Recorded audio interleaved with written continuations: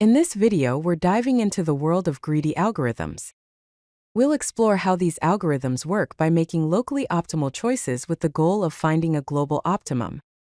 Get ready to understand the greedy approach with clear explanations and practical examples.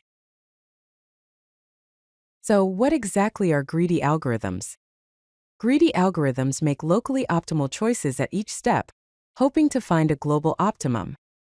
Think of it as making the best decision at each moment without worrying about the future. They make decisions based on what looks best at the moment, never reconsidering previous choices. This makes them simple and efficient for certain problems. When should we use greedy algorithms? They're ideal for problems with optimal substructure, meaning that an optimal solution can be constructed from optimal solutions of its subproblems.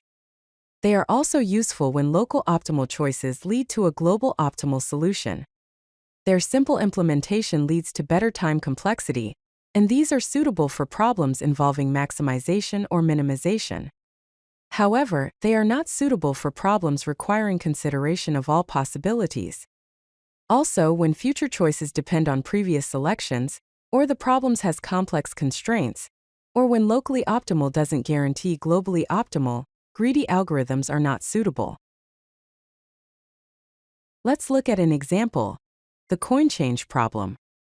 The problem is to make change using the minimum number of coins of given denominations.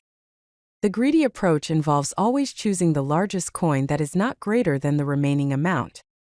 For example, if you need to make change for 75 cents, you would first choose a quarter, which is 25 cents, then another quarter, and another. You would then take a decision, which is 10 cents, and then take nickels, which is 5 cents. Note that this approach works for some denominations like United States coins, but not for all arbitrary denominations. Here's some example code that demonstrates this approach. This code defines a function coin_change_greedy that takes the amount to make change for and the coins available. It sorts the coins in descending order and iterates through the coins, subtracting the coin from the amount and incrementing the count and adding it to results, and returns the count and coins used. Now, let's consider the activity selection problem. The goal here is to select the maximum number of activities that can be performed by a single person, assuming they can only work on one activity at a time. The greedy approach sorts activities by finish time, and always picks the activity with the earliest finish time that doesn't conflict with previously selected activities. In the image, we have activities A, B, and C that can be selected without conflict, while activities D, E, and F overlap and cannot all be selected. So the answer is A, B, C. Here is an example implementation of the activity selection problem. This code defines a function activity_selection that takes an array of activities. It sorts the activities by finish time. It marks the first element as selected, and then compares other activities if they overlap with the already selected activities or not. Finally, it returns all the selected activities. Huffman coding is a popular compression technique that uses the greedy approach.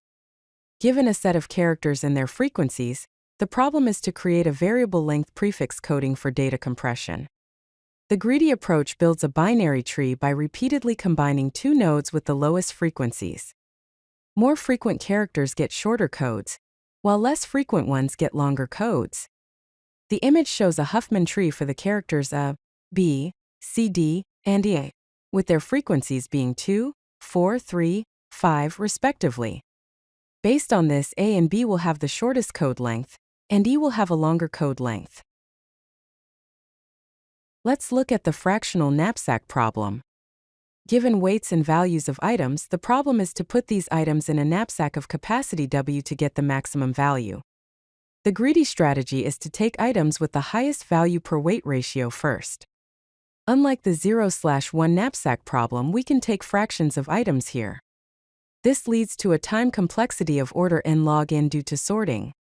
As shown in the image, there are 3 items with different weights, values, and ratio.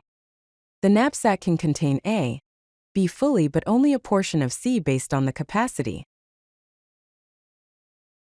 Here's some sample code for the fractional knapsack problem. This code defines a function fractional_knapsack that takes items and capacity as parameters. It sorts the items by value per weight ratio in descending order. For each item, it checks if the capacity is greater than or equal to the weight of the item and adds it to the knapsack. If the capacity is less, it takes a fraction of the item. Let's recap the advantages and limitations of the greedy approach. The advantages of greedy algorithms are its simple and intuitive implementation, is usually more efficient than exhaustive approaches, works well for optimization problems, and provides good approximations even when not optimal.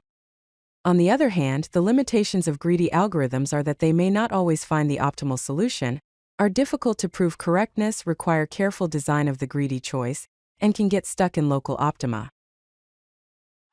If you like this video, hit that like button and don't forget to subscribe. Visit codelucky.com for more such useful content.